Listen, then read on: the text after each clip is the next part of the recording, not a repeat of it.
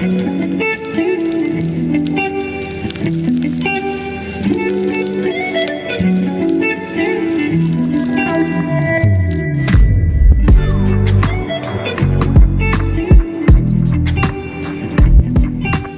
right, so now that you are out of what they call the truth, well, we call it the cat. Now that you are out of the cat, what has life been like after being a part of Jehovah's Witnesses? Because you had mentioned you already had something going for yourself, cutting hair for the brothers. So thankfully, you still have something to make moves on. So just for one, take us back. How long have you been cutting hair?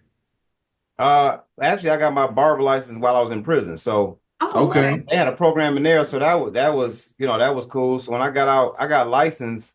As I got licensed in '07, I got out. So I've been licensed since '07. Okay. That's Wow, what's that's a up. long Almost time. 20 years. Yeah. Yeah. Okay, so what's the transition been like? Because it is a difficult transition. I feel like sometimes people only see the other end, but like that middle transition can be very messy Yeah. and it can last a long Yeah. time. Yeah. For real. That's real. It was the transition was rough. Yeah. It's rough. And for me in particular, it's still kind of rough because number one, you go through the stages of it's like grief almost. You know what I mean? It's you got denial, and then you got this anger phase and all that. And for me, I was angry because with my dad earlier in life kind of dipping off with another chick, and Right. and he still was proclaiming the hard stuff the whole time and all that. So I felt like betrayal. I felt like I've been betrayed. Yeah. So the transition was rough. And it made it more rough because my wife really wasn't believing the stuff I was showing her. She really wasn't trying to hear it. Yeah. So that made it hard too. And then we got little kids, we got 2 little kids. So the transition has not been easy, but I'm a believer that if you have good intentions, no matter what you're doing, and you learn who you are, then I don't care what's going to happen. Everything going to work out. I don't care what's going on. Yeah. It's going to work out to your favor because you moving the right intentions and you moving with purity. And especially when you see the BS in the religion and you like, oh, no, this ain't it, man. I want, now you get to be you. Yeah. Yep, the real you. And really, whenever you are choosing to be your authentic self, at the end of the day, it's going to come with some really hard choices. Like these aren't easy choices to make in life, especially if you have family that's still in it and everything. But I think for a lot of people, they'll still continue to choose it because it's so difficult to just put on a mask and be something that you're not, especially whenever you've seen through a lot of the tactics and some of the hypocrisy in a certain religion. It's true. And I didn't know that, you hear all the time when you make videos, people say, man, you're so courageous, man. It takes so much courage. But I looked at it like, that's wrong. So I'm not doing that. And I'm not wrong for saying y'all wrong. Yeah. But a lot of people, like you said, inside the organization, it's not normal to be authentic. Like you are going to be the oddball. You're going to look crazy. You're going to be the black sheep. So it's easier just to be quiet. But something that we always tell people that have that guilt of leaving is you not wrong. And you're not wrong for telling a family member that that's a scam and that's a lie. But they brainwash us to make it feel like we should be on eggshells with telling our loved ones and stuff like that. But there's nothing wrong with telling like if they knew for a fact this wasn't the truth and down the line they like, man, you knew the whole time, you ain't tell me. Why you ain't tell me? Yeah. Like doing the right thing by telling them, even if they don't get it. And it ain't really their fault because at one point in time, if somebody would have kicked this knowledge to us, we would have, man, that's apostasy, man. That's Satan. So that's just, it's like it come with the territory of waking up from a call. Yeah. And you know what's wild is I don't know how it was or is for you, and you can tell us, but for us, I feel like we have never started that conversation. It was always started from the other person, and then they got to know what it is that we were believing, you know what I mean? Or why we didn't believe. But it's like you do still have respect for the people that are, in this organization and in this religion or whatever, especially like your family and stuff. It is what it is. But I'm not going to come to you and say that everything is a lie. Usually that started because you want to come to me trying to put me back into this box that I've left from, and now you're coming to find out what it is that I believe and why I don't believe in that. Yeah. Yeah, for real. Yeah. It's I was asked the question too before, like, why don't you just leave, and like, why you got to talk about it? Like, why can't you just leave? Like, basically, why can't you just exit quietly? You know Yeah. what I mean? They don't mind if you just exit quietly, but as soon as you start talking about it, that's when it's like it's a problem. You know It's a what I mean? problem. They don't like that.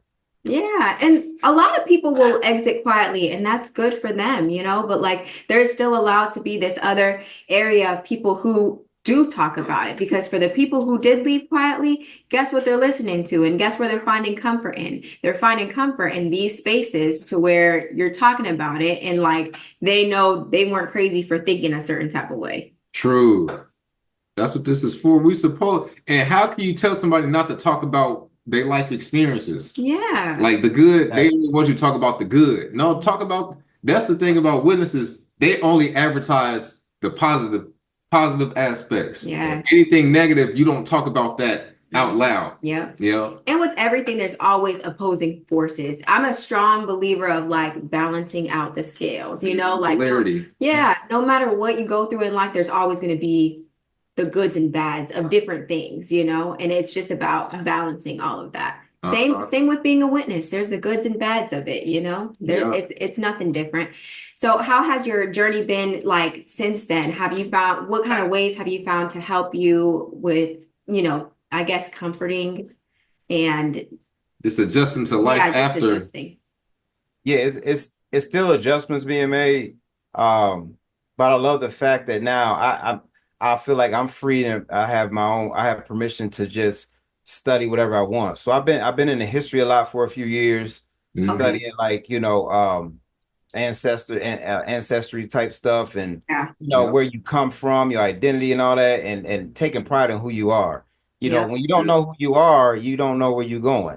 So I feel like you need to know where you come from and stuff like that. So that's what I do. I find comfort in like learning about the past, learning about getting the big picture on religion in general. You know what I mean?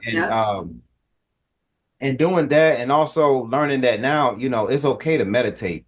It's okay to, what I'm saying? It's okay to do breath work and that kind of stuff. And, it's okay to know that, it's not wrong with feeling like you are connected to the source. You know what I mean? Like you are divine light already. You don't need another group or nothing to get in the way of you and whatever it is that created life. So that's where I find comfort in. And it's a journey on that too, because it's continuous. You don't stop learning about you. Because once you start learning about you after 40, it's like you a baby. So I'm still a baby and learning about me. You know what I mean? So I still got a while to go. But that's what I find comfort in. And also the YouTube community, XJW, that's been like always a source, man. I'm always playing something every day, and I see new people come out too, and you know what I mean, like it's like let me check in on their stage and listen to them and all that, and I love it, man, because I feel like now more and more people are waking up. I feel like consciousness is becoming more prevalent, more people are becoming more aware, and just seeing between, they seeing the small writings, and they looking between. They basically opening up and taking that veil off, and people starting to see now, not with their eyes, but with their mind's eyes. So, and teaching my kids too, that's rough too, because, they got one parent still trying to indoctrinate them, and I'm over here trying to deprogram them or not let the program get too instilled too far. You know what I mean? So, that's always a comfort too. My kids is, that's my world. So, if they grow up, I tell them they can do whatever they want to do when they get older. But let's just read and look at facts now. So, they know they know well in advance, like what is and what is not. And they can learn how to research on their own or when they get older. You know what I mean? Yeah. That's powerful, is giving somebody the ability to critically think and letting them know that it's okay to do that, to do your own research on things, because that's something that was taken away from many of us when we were Jehovah's Witnesses. You didn't have that freedom of research, of researching anything. To type in Jehovah's Witnesses into Google was like a sin. Like, you don't do that. You know what I mean? But that's gonna work out in your kids' favor, because they'll always remember the freedom. Man, like, what do you think about that? All right, well, that's cool. Or what do you think about that? Instead of you going to the meeting, you got to do your lesson. So it's like like you said, we didn't have a choice but to do what we was forced to do. Right. So yeah, they get their first birthday party this year. Salute. You know what I'm saying? Like this summer, the last Christmas, I don't care about no tree and all that stuff, but I make sure I wrap gifts for them. And, throughout Christmas holiday, the Christmas break, I was giving them stuff here and there. You know what I mean? Like, man, I'm not living by nobody else's rules. I'm gonna do what I want. And I'm gonna get them gifts all the time because I ain't living by Christmas rules either. You know what I mean? Right. Yeah, of course that stuff got pagan roots and all that, but I mean, yeah, the calendar got pagan roots too. The days of the week is days of the week. You know what I'm saying? So I mean, just live with pure intentions. That's what I try to teach and try to do. Yeah, that's true. It's something you brought out. I noticed with a lot when I had these conversations with Black men that woke up. Jehovah's Witness didn't teach us nothing about being a Black man or our history. And that's what woke me up, because when I started kind of learning about Black history, it contradicted what I was learning at the Hall. Like at the Hall, they didn't teach like the original people came from Africa. They were Black. Like my book of Bible stories is white African dudes. Samson, a white dude with braids. Like, you know what I'm saying? Like when you look back at that, like, it's crazy. So I had this conflict when I was watching stuff, like watching Godfrey or like Lord Jamar talking what they talk on podcasts, and then I go to the meeting and they putting these pictures up, and I'm just like, for the longest I tried to fight it, but I'm like, one day it just clicked at the Hall, like, bro, this is a lie. And I remember I brought this up, and this brother was like, well, just think of it. If you went to the door and showed somebody like a Black Jesus, they wouldn't want to be no Jehovah's Witness. But I'm like, but I can tell them, like, yeah, you think your grandma up in heaven, she ain't. I can tell you that. But I can tell you that these so-called characters that supposed to exist in Africa that we don't have no grave sites for us. That's a different story. But I can't tell you they Black. And I'm like, this don't add up. And from that moment is when I woke up and went down that rabbit hole to realize, like, man, this is a cult. Yeah. But you notice a lot of us are starting to learn our history. I think it's important. It's important to know where, or at least be able to try to trace it back as far as possible. I was just telling Jevin the other day, I was researching like different religions and stuff like that. And like the 8 biggest religions, Christianity and Islam are at the bottom of it, but yet they have the most followers. And one of the oldest documented religions that are still, practiced today is like Hinduism. And I remember whenever we were Jehovah's Witnesses, like, we went to like an Indian congregation or whatever, and we went to the door, we were out preaching, and this lady, she was a Hindu, and we were telling her like why it was wrong and all these things because they serve multiple gods. And I remember having that conversation inside of the car afterward, like, yeah, no, none of that is true because they serve multiple gods. But something that made so much sense to me was what they actually believe, and it's that God is everything, and it just kind of manifests as different things. Just like humans, we all have different sides of ourselves, right? Like we all have different forms that we can express ourselves in. And that's basically what it is that they believe. But something spirituality has taught me is like understanding that all these religions are basically doing like the same thing, with a different twist. So, with a different twist. So it's been able to allow connection, I think, more versus being a Jehovah's Witness, where it was like everything was so closed-minded, like this is the one and only truth, and this is what you have to believe, versus just being able to. Right, that's nothing else. Like this is new. This is new. This is a new religion, right? Yeah. You know what piqued my interest before too, and I used to have this fascination with the book Witnesses had, and it wasn't out long. It was called Mankind's Search for God. And they would go through like different religions. And I remember going through that book, like I was interested in Buddhism and Islam and like, Taoist and all that. And I'm looking through this book and I'm studying it. And this was in prison too. So at time. So I'm interested because you don't know nothing about no other religion. You don't know nothing else. All you know is this is it, accept it, and keep moving. Yeah. And even with that book, it's like it's Jehovah's Witnesses also biased on other religions, It's not going to tell you the full scope of what it is that these religions preach or practice. It's the same thing as when we were Jehovah's Witnesses and other people will try to tell us about what Jehovah's Witnesses believe. But at the end of the day, that's not something you ever experience. So you don't completely know everything and all the practices. No, they definitely paint a picture in them books. They give you the basic concepts, and then by the end of the chapter, they try and tell you why that religion is wrong. Exactly. By the end of the book, it's like, now let's learn about the true religion. You know what I mean? Yeah.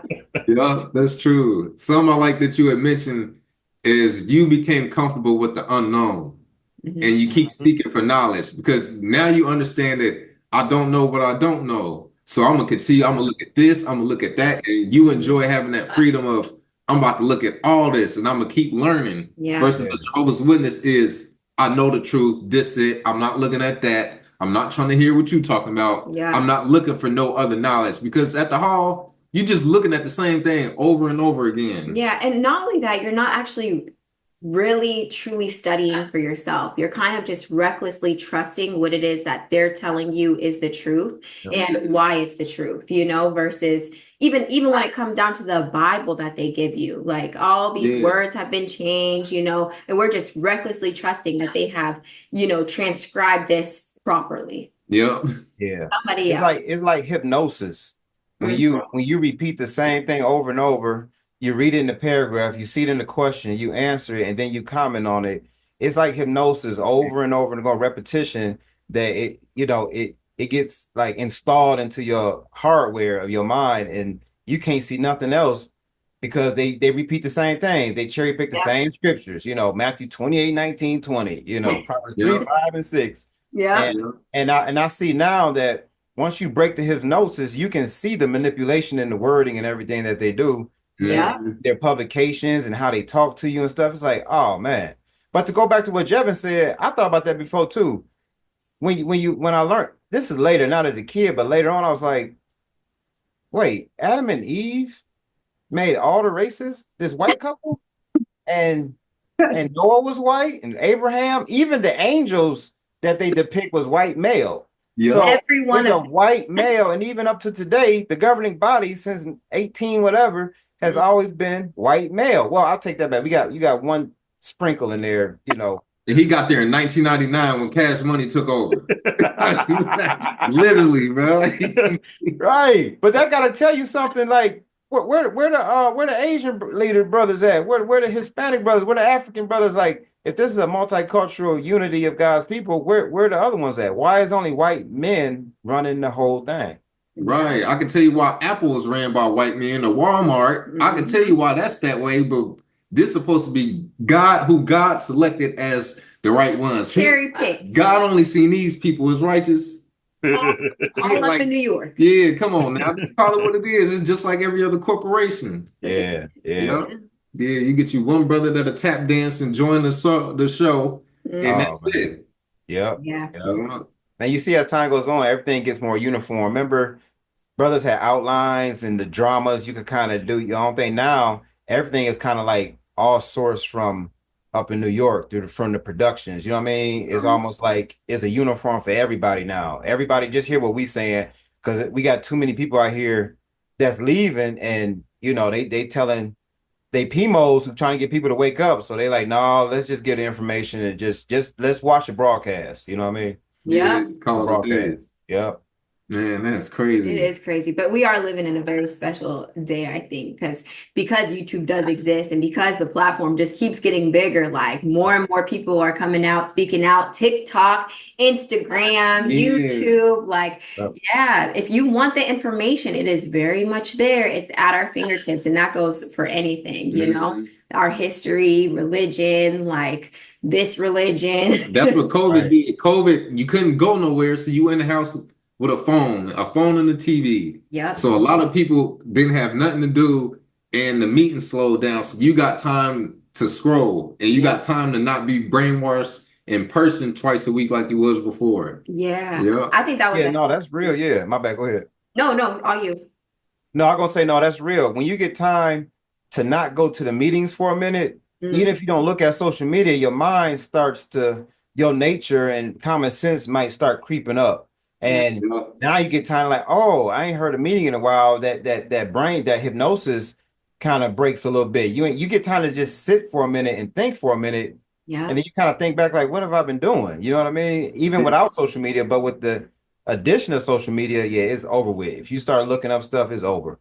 Yeah. Yeah, because you had the meeting kind of put the guilt back on you every week of what you are, who you really are.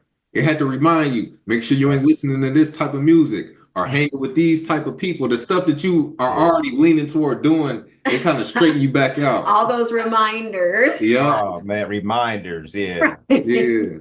That is so funny. They need to just call it what it is. It was indoctrination every week, so that you are staying up with all the information and things. And that's why everything is so repetitive. Yeah. Even during talks and stuff, how many times do they say this is the truth? Loving this loving brotherhood of people, So in your mind, it makes you think that everybody in that organization too is like, it's like the only loving people out here. Yeah, the friends.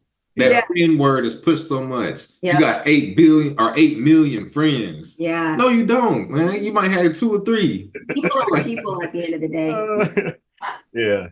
Yeah, that's how it really goes. This is what I was going to ask too before we end it. You said you had a cousin that knew the whole time. So, when you kind of wake up, you kind of think of certain people like, man, I wonder if this person knew or that person. Was there any people along the way that was woke the whole time or maybe Pimo the whole time?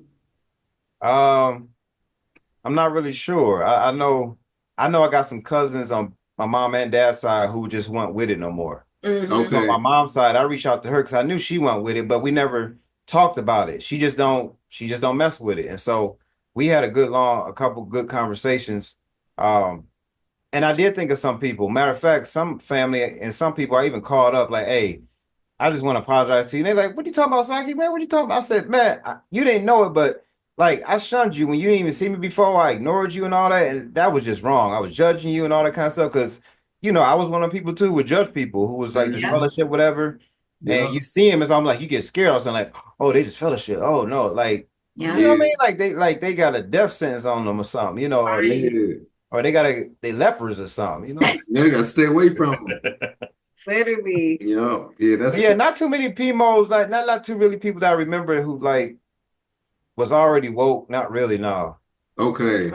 I have one more question before we do close out is so you said that something that you're able to do now is like meditate and things like that. Do you feel like that's helped you, like the meditation and the breath work and things? For sure. Like I've never been present before. Yeah. Be present in the moment is empowering, and taking moments as they come throughout life. We usually go through life all distracted and kind of just like, you know what I mean? But when you sit still and make it a habit of sitting still and just breathing, that's God right there to me. You know what I mean? Yeah. Like that's all it's about. When you do the inner work and go in, everything is externalized, looking up in the sky or going to this meeting and the hall and all that. Everything is external outside of you. But when you start to go within, you'll find all the answers. You know what I mean? So I'm still on that journey of learning myself and still going within. And so I do that with my kids. I sit there like, hey, y'all, it's time to let's sit. And, sometimes I catch them sometime on their own. We'd be in the car and they just be back there like, But I love doing that. I want to just I want them to be awake early and have to use their mind. You know what I mean? So, half my life was kind of gone, but it's okay. You know what I mean? It's just the chapters that, now I get to open up new chapters. And so, I find that to be very helpful for people who, no matter who you are, no matter what you're going through, take time to sit still and just, go within. Yep. Yeah, that's the key. It really is. They tell you to go the opposite place where you should go. Like if I know the money is in your pocket, but I say, man, it's out in the backyard buried, man, you be out there all night just searching. The whole time, like, man, he don't even know it's in his back pocket. Yeah. You got it. You already got it. Yeah. You look in the book up in the sky, like you said, it been in here the whole time. Your gut feeling, your intuition, all that. And a scripture they always hammered on you is not to rely on your own understanding. That's crazy. Like your own understanding is worthless. Stop. Your intuition don't exist, and you believe that. Yeah, and it's not true. Your intuition, your own understanding, and your heart. Yeah. Yep. Not to listen to either one of those. That's crazy. Yeah, God is within. It really is. Yeah. I remember one of the biggest books that kind of like helped me to really wake up was The Power Now by Eckhart Tolle, and that was Yeah, it was a really good book. You would probably like a book like that because it was all about kind of bring yourself to the present moment. And that is something that's very grounding, you know, and it makes you realize like all you really have is right now. We're so busy caught up in the past and caught up in the future, but like this is what we have, this present moment. Yeah, true. Yeah, I'm glad you brought that up. I listened to him a few times. I didn't get the book, but I know about the book, but I listened to some of his YouTube before a lot. And Yeah. when he was talking on that subject, and that's powerful, man. The power of right now. Powerful. Yep. You'll drive yourself insane because we'll reflect on what already happened. And it's like, what we gonna do about what already happened? It's gone. Yeah. Or we create scenarios for what haven't even happened in the future. And whole time, yeah, so our brain is everywhere but right here on what reality is. Yeah. Yep. You told to focus on visualize yourself in paradise. Can you see yourself there? Right. And you can never really grasp your mind around it. And I could, but it would stop me from being able to create my own paradise like now. Yeah, it was right always now. something is better in the future versus I can create something better, you know, right now, like my own peace of mind, my own version of what paradise looks like, you know, and that's important. Even the small, just enjoying the small things that life has to offer. Everything in the religion was always about thinking of the future and like our people, you know, being resurrected and all these things. And it took away from enjoying the time that you had with them at the present moment, you know, and yeah, connecting is in us all. Like it's our natural nature to want connection with other humans. Yeah. And that's where a lot of religious leaders take advantage and they pimp people. Like, oh, I got the answer you looking for a price. Yeah. And they know people are searching for something. And it's like, yeah, I got exactly what you need, but make sure you pay me. Yeah. But that's why shunning is such a powerful tool too, because a lot of people don't necessarily come back for God. What they're coming back for is for their community that is in it. Yeah, for sure. It's a human need to be connected with people, and they know that. Yeah. Know that. So it's a tool. It's all control. Yep. For real. This is what I was gonna ask too. If you can give any advice to somebody that's watching this, so it could be somebody first time, like just how it was our first time watching the YouTube video, or it could be somebody that's struggling with leaving or just questioning it. What's some advice you would give them?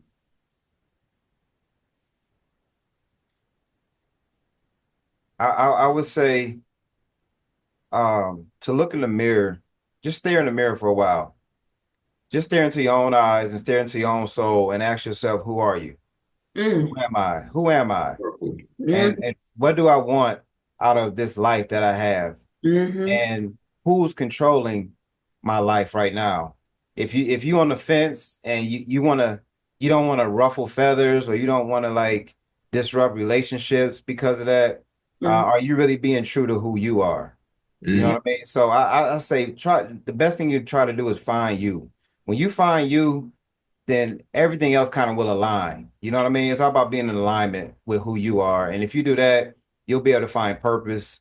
And don't worry about other people, because man, we only here for a little bit, then we out of here. As far as we know. You know what I mean? Don't nobody know what happens after. Yeah. We do know what's right now. So I say living right now and just find out who you are. Search for who you are. Ooh, that's powerful right there. Yeah. I like that. And that'll overcome the guilt of I don't want other people to feel like this or look at me that way, because like you said, who am I? Not who are we? Who am I as a person? Yep. We just talked about this in our last video, because we're always told that love is the highest frequency. And they found that authenticity is actually 4 times stronger of a frequency than love. Because wow. If you're not living up to who you are at the end of the day, you missing something. Yeah. That's true. That makes sense, because you can't really show love if you ain't authentic. Exactly. Where do you have to pour from? You know, like, and I think back to whenever I was Jehovah's Witness, I felt like I had so much love because I did, you know what I mean? But at the end of the day, there was things that were not aligned with who I truly am, you know, like telling me, oh, I can't talk to this person because they're disfellowship. That wasn't aligned with me. You know what I mean? I still talk to them, and then I had to feel guilty about it. It's because I wasn't being my true, authentic self, because that's something that didn't make sense to me. I was gonna show love regardless, you know? Yeah. That's true. That's real. Yeah. Hey man, y'all are, and what I loved about y'all channel, I got hip to y'all maybe probably about a year or so ago. And y'all stood out because it's like, oh, it's some young people, man. Like this, I love seeing that. Like, what? Like, I mean, and a lot of young people ain't in it, but a lot of them ain't speaking out either, though. So, what y'all doing, man, is powerful. And y'all keep it light too with the skits, man. Those skits be having me weak. I appreciate that. Yeah. Well, thank you. My grandpa told me that our skits are cringy, and I said, I'm sorry, Papa, but we're still gonna do them. Oh no, I don't think cringy. They be on point. Yeah. First one I think I remember seeing was like you knocking on the door and stuff and all that. Man, it's or the funny one is when y'all was back in 1914. Y'all was young, and then 1975. You got old because that's them filters is on point too. Had y'all looking old and shit. I was like, yeah, that's on point. It's like that's what it is, and it's taboo to say that stuff as a witness, but this is what it really is. That's what it is. Yeah. So tell them, where can they find you at on YouTube? My channel is called Freed with a D on the end. Freed from Cult Life. Ooh. Okay, we'll drop that. We'll put that on the screen with it too, like boom, and then drop it in the description. Yeah, definitely. You can catch them in the description, y'all. Yeah. All right, let's do our little outro. All right, so thank you, Tim, for coming through. And I told Tim, I can't remember if it was through text or it might have been on Facebook. Tim is in my top 3 channels right now. Like I call it the raw, uncut XJW content. I love that. And that's my type of content. That's your type of content, period. Yeah, in general, I like raw, uncut stuff too, but I like the raw and uncut. That's my flavor of content. Yeah, so check him out, y'all. Like, for real. Yep. I appreciate that, man. Most definitely. That, yeah. Yep, so hit Tim up. Hit us on our Instagram at Awaken Truths IG, our TikTok at Awaken Truths LLC. And we have our healing journals. We have the regular edition and the PMO edition for people who might have to hide it just a little bit. Yeah. And catch us in our next video. Don't forget to like, comment, and subscribe. Peace.